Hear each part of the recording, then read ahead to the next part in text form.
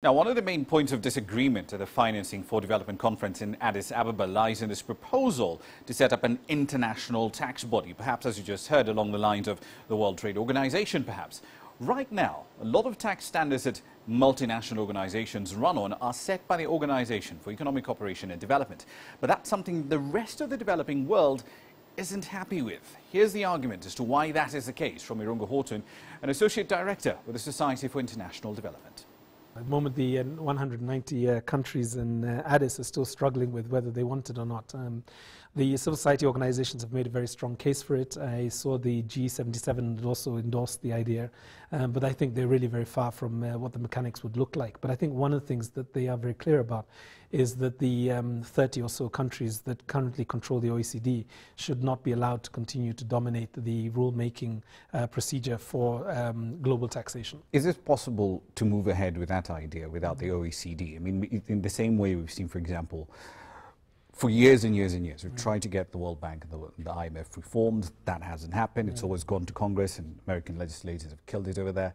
And the response we've seen is setting up with things like the new development bank, the Asian Infrastructure Development Bank. Isn't this something we can make progress on without the OECD? The OECD at the moment is charged with that responsibility. So I guess what you would have to do in that context, or what they will have to discuss, is what would be the relationship of the new body to the OECD once the new body is set up.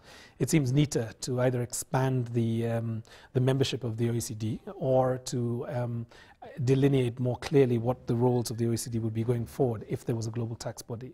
And I think that would probably be the way forward, that you'd be able to keep, because I think the North is generally very loath to actually dismantling the OECD. And that essentially brings us to the question of incentives. I mean, the current system benefits them. Switzerland has built its banking system essentially on that reputation for secrecy and so on and so forth. The UK has tons and tons of money laundered through the BVI, Isle of Man, Jersey, and so on and so forth.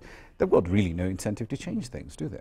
Well, I mean, in some ways you could argue that, you know, some of the most horrific, I mean, if you want to be very dramatic, I mean, some of the most horrendous atrocities, you know, in terms of economic atrocities globally, like slavery and so on.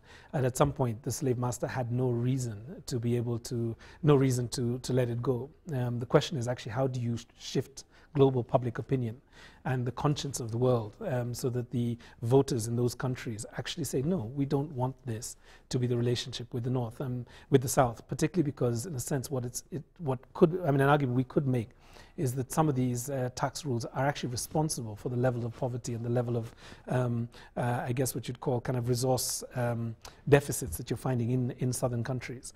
And that if you fix this, then, you know, the old lady and the young folks that contribute regularly for Oxfam and various other international NGOs, that they wouldn't need to do that. And moreover, perhaps, that the governments would need to take a certain percentage of their budget, which is generally shrinking, but that certain budget could actually be spent domestically if they unlocked this, I guess, this set of chains around Africa.